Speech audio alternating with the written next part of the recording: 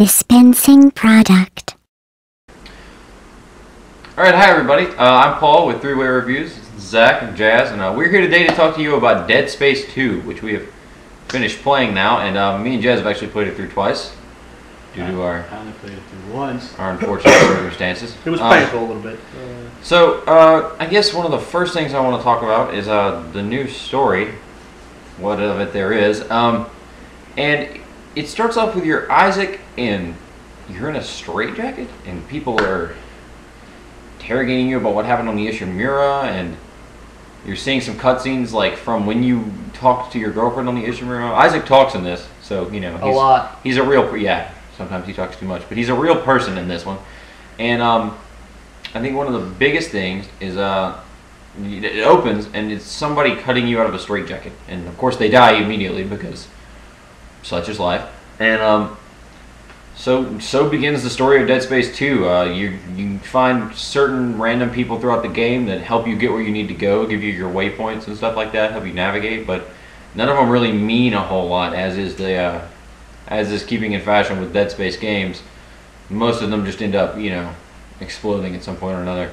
But yeah, that's pretty much it for the story. I guess I will say that the necromorphs are on the Sprawl, I think it's above the Titan moon on Saturn. Yeah.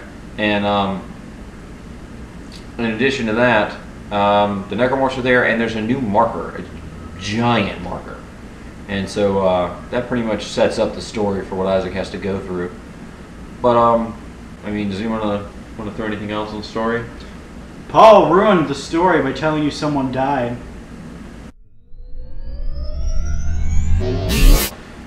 Alright, so the combat in this game is much improved to what it was in Dead Space 1. The camera system is better, the aiming system is better. Telekinesis is actually worth something because though I still can't pick up living things, which I still don't understand, once I kill things I can rip their arms off and use the spikes that make up their arms and legs to stab other necromorphs to death. So that's cool.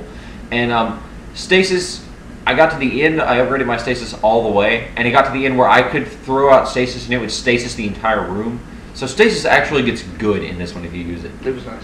Yeah, and the guns are so much better than they were in the first one. I mean, they wanted you to not sink all your points into one gun, but I actually really highly advise that. Just don't sink it into the plasma cutter, which I did in the first one. It's tempting, and it sounds like, it makes it look like the plasma cutter will be really good later, but it never really is. Because I upgraded mine all the way, and I still couldn't, because my whole strategy was I'll blow their legs off and then stomp them. But it got to the end where these giant necromorphs come at you constantly, and I couldn't blow their legs off even with the fully upgraded plasma cutter. So, personally, my second playthrough, I used the spear gun the entire time. And I upgraded that all the way. So basically what I would do is I would stasis a pack of them, shoot the one in the middle, and electrocute them all. Which was pretty effective, in my opinion. And in addition to the weapons, the stasis, the telekinesis, they introduced combat in zero gravity environments, which is actually kind of entertaining, but it's also kind of annoying. Because it's really hard to tell where the fire is coming from, and their whole system for aiming around in the zero-G environment is a little wonky, but it's better than a lot of them. And the zero-G environments themselves are amazing. Yeah, it's literally one of the best parts of the game. Yeah, it's my favorite part of the game is flying around in the zero-G. Perfect. Yeah. It's great. Did come through with their promises. Like the weapons were cooler. Like yeah. The enemies were different and fun. I mean, not different, but they were different for Dead Space, and they were fun. Yeah. I mean, it was fun to watch, fun to play.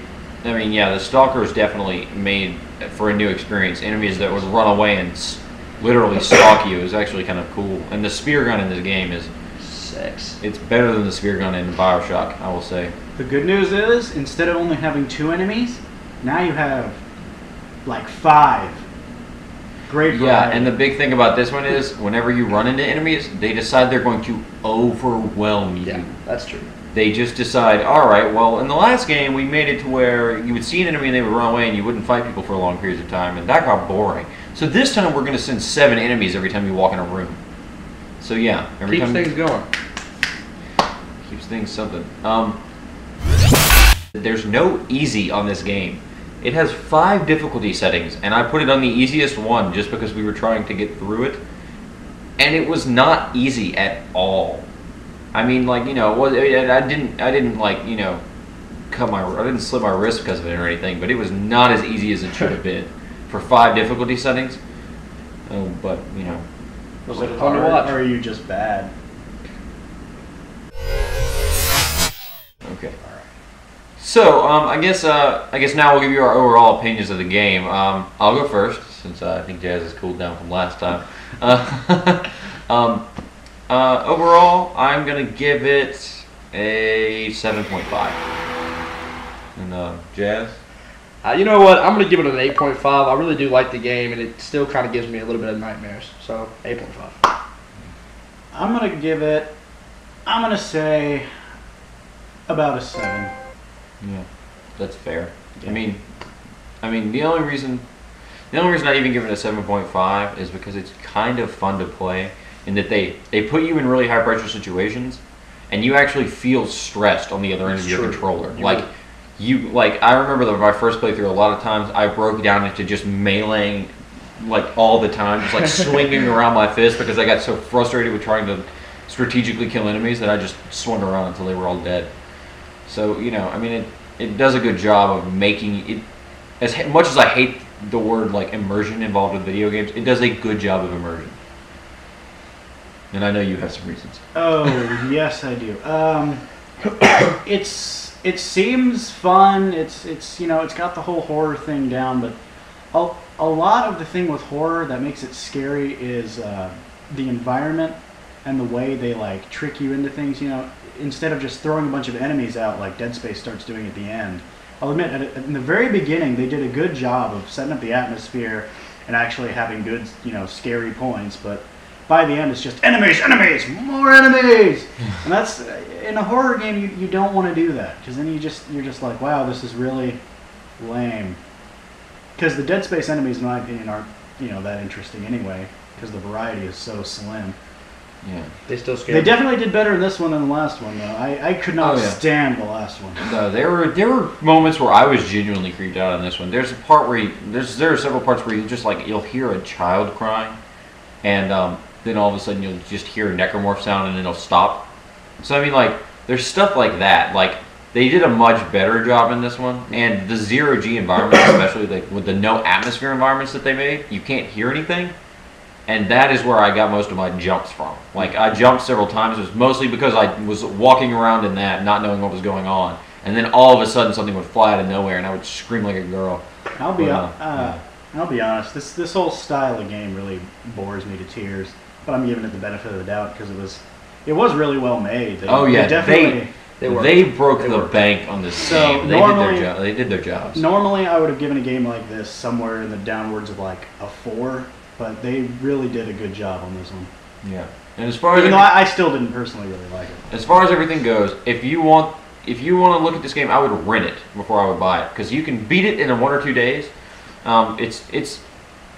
We beat it in about 10 hours, maybe 9. You powered through that shit. Yeah, and it can take 12, but because some of the puzzles are kind of hard. But I would rent it if I were you.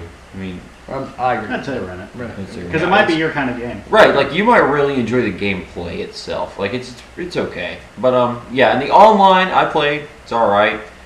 It's not anything to write home about. It's really overpowered on the side of the humans, and necromorphs pretty much just all end up throwing themselves at the people until they all die. But that's about it. So I guess that wraps it up for Dead Space 2. Dead Space 2.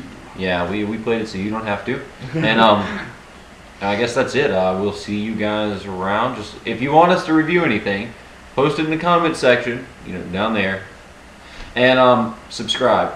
So I guess we'll see you guys around if you come back to visit us, and you guys have a nice day. Stay classic.